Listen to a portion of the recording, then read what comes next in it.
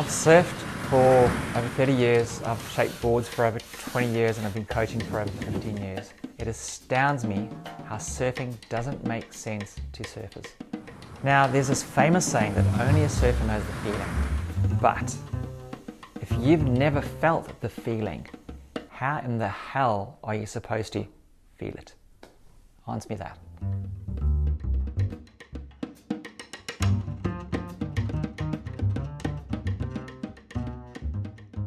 You already know how to move.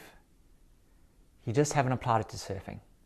If I asked you, as a beginner surfer, do a handstand, I bet you would go wrist, shoulder, hip, knee, ankle, all in a beautiful straight line, and you do a beautiful handstand. But if I said to you, okay, stand up on a surfboard, you'd be bent at all these weird angles, holding a lot of tension, which ruins your ability to balance.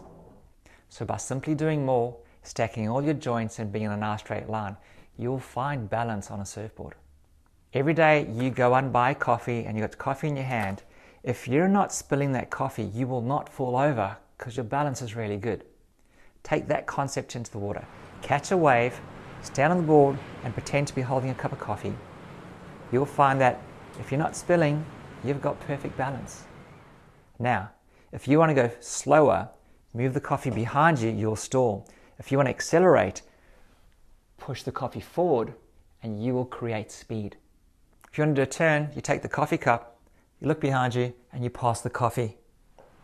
That is the basis of a cutback. And if you watch all the great surfers like Ethan Ewing, arms out of the way, pass the coffee. So not only do we have to do less, you already know how to do the movements. All you got to do is just look and execute.